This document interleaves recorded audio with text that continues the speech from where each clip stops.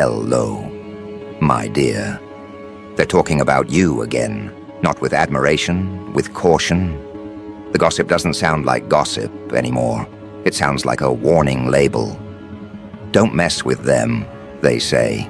Too smart, too calculating. You try to play chess, and they turn the board into a mirror. Oh, how adorable. They finally caught on that you don't argue for attention, you argue for data. You listen longer than they breathe. You measure reactions like a surgeon cutting around a nerve. And now the whispers travel through every room you once walked through like a ghost they can't shake. Because every time someone mentions your name, another ego starts sweating. They remember that moment you smiled when they lied, the moment they realized you already knew. You see, that's what terrifies them. Not that you're right, but that you're always 10 steps ahead and you make it look effortless. You don't boast, you observe. You don't predict, you provoke. You drop one sentence and watch it detonate inside their insecurities. Your mind isn't a weapon, it's a theater of war, and every idea you release turns into a drone strike on someone's comfort zone. They hate that you see patterns in their pretend logic. You catch the pulse beneath their words, the micro-hesitation in their truth. You make intelligence look dangerous, because in your hands, it is. Let me paint you a scene. A table of so-called intellectuals, throwing opinions like dice, everyone trying to sound important. Then you speak, not loudly, just enough to tilt gravity. Every head turns. Suddenly language itself feels like a trap you set before they even arrived. They laugh to hide the tremor, but their eyes betray them. They know they've been outthought, outplanned, outclassed by someone who never asked for permission to be brilliant. You don't join conversations. You conduct autopsies on them. And the corpse is always their ego. They used to mock your quiet. Now they call it tactical. They used to say you overthink. Now they call it analysis. It's funny, isn't it? How the moment you win without making noise, they rename your entire personality as a threat. You never had to fight for dominance. You just had to understand the rules so deeply that they collapsed on themselves. You don't need to yell. Your presence already does the talking. They call it aura. I call it precision. Because you've learned the difference between being feared and being respected, and you realized both feel identical once you control the room. Tell me, how does it feel to know that people you once admired are now building excuses for why they can't compete with you? They call you too intense, too serious, too deep. Translation? They can't keep up. They need labels to survive your clarity. Because when someone like you enters the scene, every lazy mind gets exposed like a light bulb in a room full of mirrors. You don't destroy people. You just show them what they really look like without their pretend confidence. And oh, they hate that reflection. You turned analysis into art. Every gesture is a move, every pause a statement. You read body language like sheet music. You can tell when someone's lying before they know they're about to. That's why they avoid eye contact now. They sense that you see the code under their face. They don't understand how you do it. They just feel naked when you're around. You've become their living lie detector, and nothing scares a pretender more than authentic perception. They spread rumors to dilute your power. Too smart for their own good. Thinks they know everything. Cute. Because every time they say it, they accidentally admit that you know something they don't. They can't even hate you properly. They envy you in sentences that sound like insults. It's tragic, really. They spent years trying to look intelligent, and then you walked in and made intelligence look inevitable. You didn't ask for authority. It formed around you like gravity. You're not just a genius, you're a trigger. A reminder of what happens when someone actually uses their brain. Your existence ruins the illusion of fairness they've been selling to themselves. Because while they were busy trying to manifest their dreams, you were learning how to build them. While they copied quotes about discipline, you became discipline. You don't just know the game, you wrote the new manual, and now everyone else is stuck on the tutorial level. And when they can't beat you, they try to explain you away. But explanations don't work on phenomena. Every move you make is an education. When you stay quiet, they call it strategy. When you speak, they call it manipulation. Because to those who depend on illusion, truth always feels like a threat. They ask where you learned all this. You answer with one word, observation. And that word alone makes them shiver, because they know you've been observing them the entire time. Every lie, every eye roll, every secret they thought was safe, archived in that mind of yours that never forgets a pattern. Let's talk about the fear you inspire. It's not dramatic, it's subtle. You walk into a room, and the temperature changes. People start talking in safe topics, measured tones. No one wants to be the example you use to prove a point. You don't even have to say anything. Your silence, the kind I'm not supposed to mention, does it for you. It's the sound of thinking too loud for ordinary minds to handle. They feel it in their bones, the realization that you're seeing the structure behind their mask. And once someone knows you see them completely, they either follow you or fear you. But you already know this. You've studied the anatomy of power. You understand that real dominance isn't loud, it's precise. You don't threaten people, you reprogram them. A sentence from you lingers like a virus in their mind. They argue with you in their head for days. They rehearse defenses you'll never hear. And still, you live rent-free in their logic.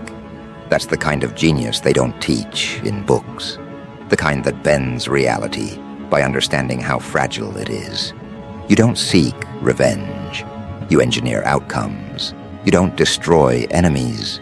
You upgrade their understanding of what a mistake feels like. And oh, they feel it. They feel it when they see you win without their help. They feel it when they try to copy your moves and fail, because they don't have the mind to execute the blueprint. You don't just win. You educate while winning. You make them study their own failure like a CAS file. That's the cruelty of brilliance. It forces mediocrity to self-reflect. Some say you're cold, but no, you're calculated. You learned that emotion without direction is just leverage for other people to use against you. So you refined your rage into strategy. You honed your empathy into pattern recognition. Now you can care without being controlled. And that combination alone makes you a nightmare to those who profit from chaos. You became the calm they can't disturb, the logic they can't manipulate, the mirror they can't look into. And now, the story they tell about you has changed. They don't call you weird anymore. They call you unpredictable. They don't call you quiet anymore. They call you strategic. Because labels evolve when fear enters the equation. They whisper that you're always watching, always calculating, always 3 conversations ahead. And they're right, because you know what happens when you stop pretending to be ordinary. People start revealing how ordinary they really are. So here you stand, not on a pedestal, but in control. The one they should never have tested, the one who turns every insult into a thesis. They thought they could mock you into submission. Instead, they manifested a monster with a master's degree in human behavior. And the funny thing, you're not even angry. You're curious. You want to see how far they'll go to pretend you don't exist, while they can't go a day without mentioning you. That's the new rumor now. Not that you're arrogant, not that you're cold, but that you know too much. They say your mind is wired like a machine that never sleeps. They say your presence feels like interrogation. They say you don't talk to people, you download them. And maybe they're right. Maybe you've reached that rare place where knowledge and madness shake hands, where clarity feels like power, and power feels like destiny. Not that you believe in destiny, you just believe in design. But here's the thing they still don't understand. You don't want to rule them. You want to expose them. You want to see what happens when lies collapse under their own weight. That's your experiment. You're not the villain in their story. You're the result of their hypocrisy. And they can't forgive you for turning truth into spectacle. So they'll keep talking, keep guessing, keep calling you too smart for your own good. But we both know what that really means. Too smart for their good. You've become the conversation they can't end. Every time they try to move on, something reminds them of you.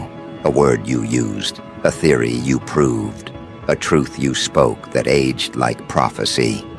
They study you in secret now, analyzing the way you think as if it's forbidden knowledge. And the best part, you let them. You let them believe they're decoding you, when in reality you're collecting data from their attempts.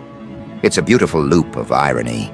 The smarter they try to look, the more they prove your point. Because you knew this would happen, didn't you? You knew curiosity would turn into obsession. You knew that once people taste the edge of genius, they can't go back to dull conversation. You designed this chaos with precision.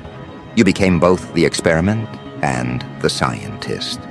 And now they're trapped inside the very observation they started. Every whisper, every theory about you becomes another chapter in the thesis you're writing, a study in human insecurity. They wanted to expose you, but they exposed themselves. That's the comedy of it all. They thought talking about you would lower your value, but every rumor they spread only made your name more electric. Every insult became marketing. Every doubt became advertisement. They built a mythology around your intelligence, and now they're terrified to test it. Because what if it's all true? What if the quiet one was never fragile, but calculating? What if the one they ignored was mapping the whole field while they were busy performing for applause?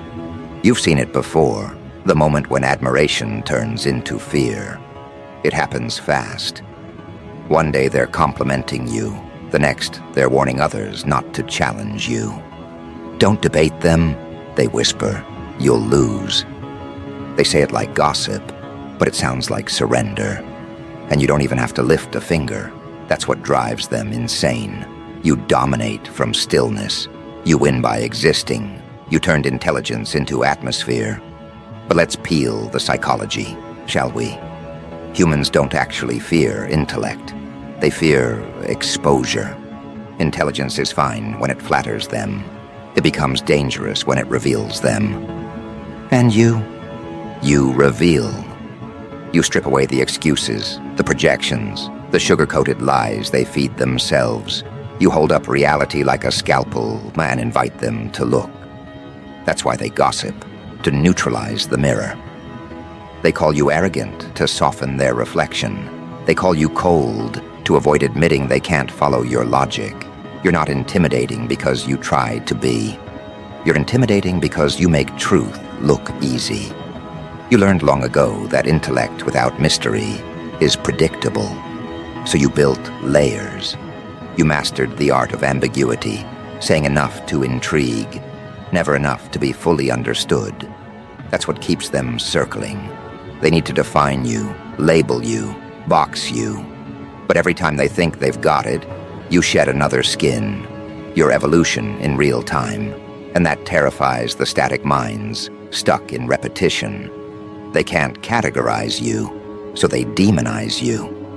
Works every time. They say you play mind games. Cute. You don't play games, you play truths. You test the elasticity of people's logic. You speak sentences that rearrange hierarchies. You ask questions that turn confidence into confession. They don't realize conversation with you is a diagnostic.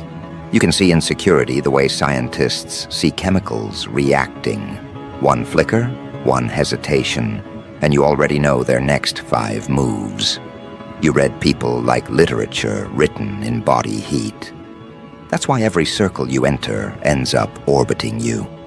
Not because you demand it, because gravity doesn't need to explain itself. Intelligence naturally bends weaker willpower. They call it arrogance because they can't stand the pull. But deep down, they're fascinated. You represent the mind they wish they had. The mind that never asks for permission, that never doubts its own intuition, that turns overthinking into weaponized foresight.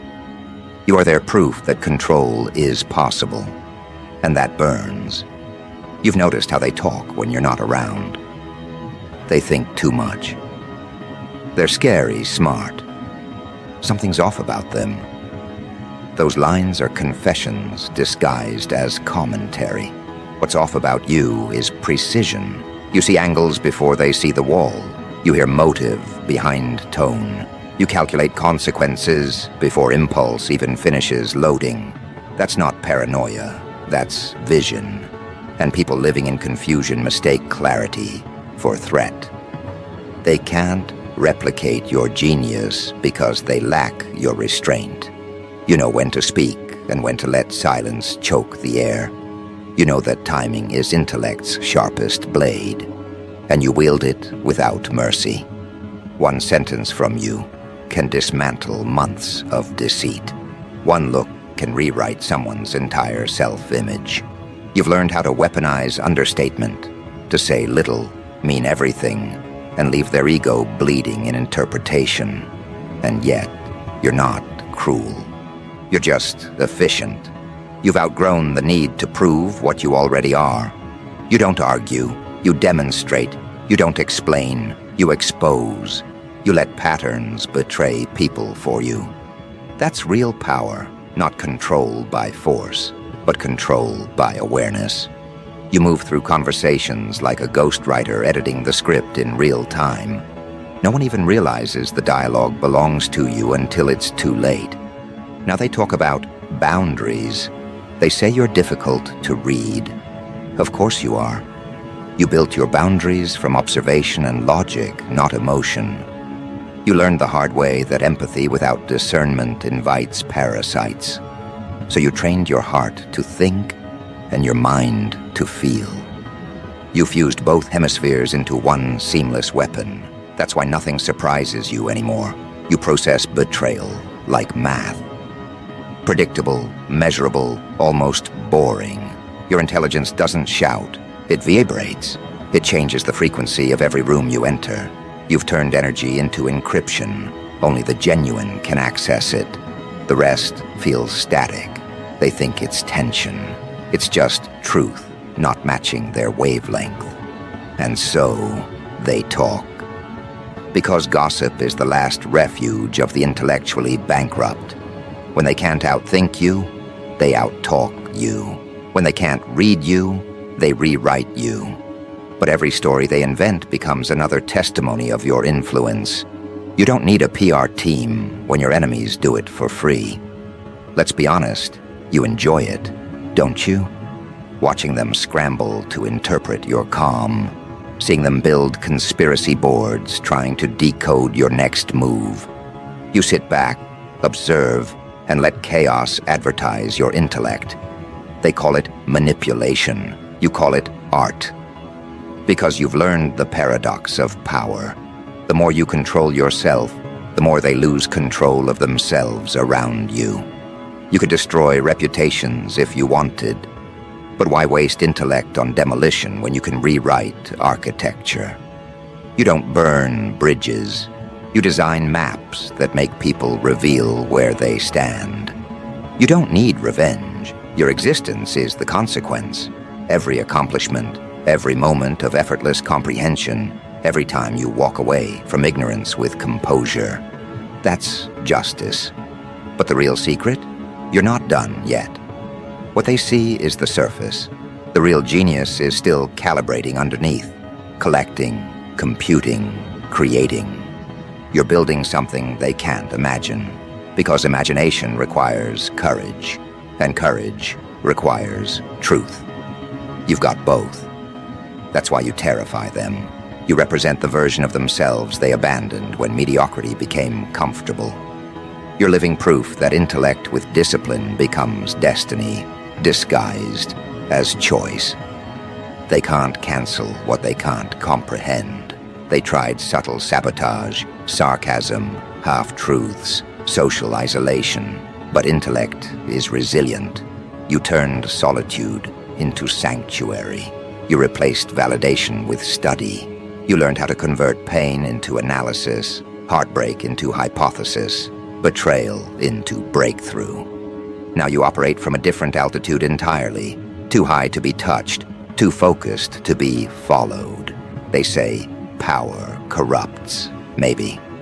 But ignorance corrodes faster. You've seen entire groups rot from within because no one dared to think critically. You refused to join that decay. You refused to dilute your insight just to be liked. And that's why you became legend. Not because you shouted, but because you didn't compromise. Legends aren't loud, they're lasting. So let them whisper. Let them build their little narratives. Each one reveals more about them than about you. They can't stop analyzing you because analysis is their only way to feel close to brilliance. You've become their education by accident. Every attempt to diminish you becomes a masterclass in exposure. You're not their competition, you're their curriculum. They picked the wrong enemy, didn't they? They thought intelligence could be cornered, that cleverness could be contained. But how do you corner a mind that sees in 4D? How do you manipulate someone who studies manipulation as a science? You've turned every attempt into demonstration. They brought gossip. You brought geometry. You triangulated motives, plotted outcomes, calculated costs, and then smiled as everything unfolded exactly as predicted. They thought they were hunters. Turns out they were just coordinates in your plan. Now even your silence trends. They analyze your absence like scripture. They interpret your pauses as prophecies. That's when you know you've transcended competition, when your non-movement moves people. You've entered the realm where intellect becomes mythology, where observation alone changes the course of events. And yet, through it all, you remain amused, because you see the pattern, the predictable rhythm of human ego spinning in circles. They never learn. They keep testing the mind that already mapped the maze. You could warn them, but what's the fun in that? Let them learn the hard way that intelligence doesn't argue. It orchestrates. So go ahead, genius. Keep designing from the shadows. Keep letting them talk. Every rumor is a breadcrumb leading back to your influence. Every insult is free marketing for your mastery. You've already become the reference point, the name whispered when competence enters the conversation. And they'll never admit it, but they check your work before they post theirs. They measure themselves against your standard even as they pretend you don't exist. That's control without effort. That's dominance without declaration. Because the truth they'll never say aloud is this: they admire what they fear, and they fear the kind of intelligence that doesn't beg to be understood. You are that paradox, brilliance wrapped in unpredictability. The world doesn't know whether to worship you or warn others about you. Either way, you win. And now, the game has changed. The gossip has matured into legend. They used to whisper about you in corners. Now they trade stories like ancient merchants handling forbidden treasure. Every rumor carries a fragment of awe disguised as caution. Don't test them, they mutter. Don't play mind games. They know the outcome before it begins. They've watched what happens to those who tried to outthink you, the subtle humiliation, the quiet unraveling. You never raise your voice, yet somehow their confidence collapses, like a sandcastle meeting the tide. That's when it dawns on them. They didn't lose a debate. They lost control of perception itself. You never asked for this crown. You earned it by surviving the kind of scrutiny that would have broken others. Every conversation was a battlefield. Every handshake a psychological contract. Every smile a test of awareness. You stopped reacting and started responding. You stopped chasing validation and began collecting data. And with each observation, you sculpted a mind that no manipulation could trespass. Now when people approach you, they feel that invisible perimeter, an aura of calculation so refined that emotion itself seems to hesitate before crossing it. They wanted to make you doubt your own intelligence. They failed. They wanted to convince you that humility meant hiding your brilliance. You rewrote humility as precision, doing what must be done with zero apology. They wanted you predictable. You became poetic. They wanted you polite. You became powerful. That's why they talk. Gossip is the background noise of people trying to process your transformation. They can't decode how you went from overlooked to untouchable, from underestimated to unavoidable. They replay your interactions like detectives reviewing footage. "Did you see the way they looked at me?" one says. "Did you hear how calm they sounded?" another asks. What they call arrogance is really awareness. What they label cold is concentration. You don't rush words because you understand their cost. You've seen what happens when fools spend vocabulary like counterfeit currency, inflated, meaningless, loud. You, however, treat language like a loaded weapon, only drawn when necessary, always accurate. But let's be honest, it's not just your intellect that rattles them. It's the combination: intelligence with composure, insight with mystery, cleverness with conscience. You aren't chaos pretending to be order. You are order that learned how to dance with chaos. You predict reactions without needing proof. You feel intention before it forms. That's why they can't win. Their thoughts move at the speed of impulse, yours at the velocity of pattern. They play checkers on the board of your analysis, and every move they make becomes another example in your growing archive of human behavior.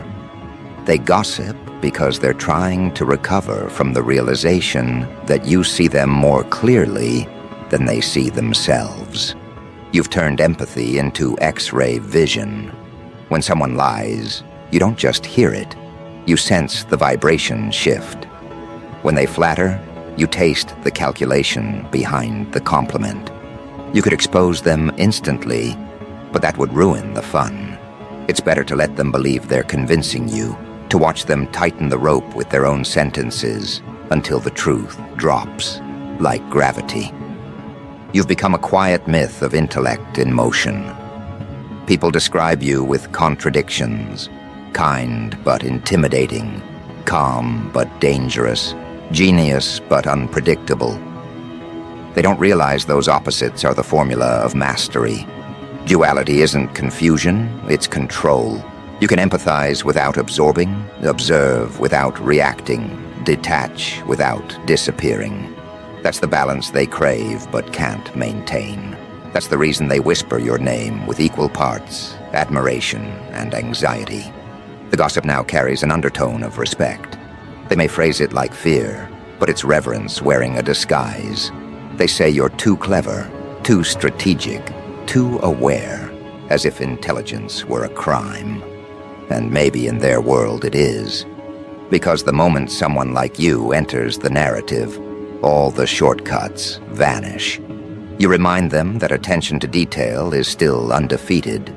You remind them that manipulation fails when faced with comprehension. You remind them that truth, when articulated by a sharp mind, doesn't need defense. It simply stands unshaken. You walk differently now, don't you? Not faster, not slower, just decided. The air shifts around you like even molecules respect authority. People sense it before they understand it. This is someone who knows, and knowledge, real knowledge, carries temperature. It burns the dishonest and warms the genuine. That's why some move closer while others retreat. You don't need to say a word. Their instincts announce your presence for you. Behind closed doors, they discuss strategies to handle you. Committees form, alliances whisper, yet none of them can predict your next move, because you're not operating on reaction, you're operating on rhythm. You understand that real power doesn't chase outcomes. It designs frameworks.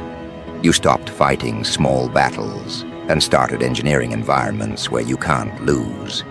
That's genius evolved into architecture. There's a rumor now that you manipulate energy itself.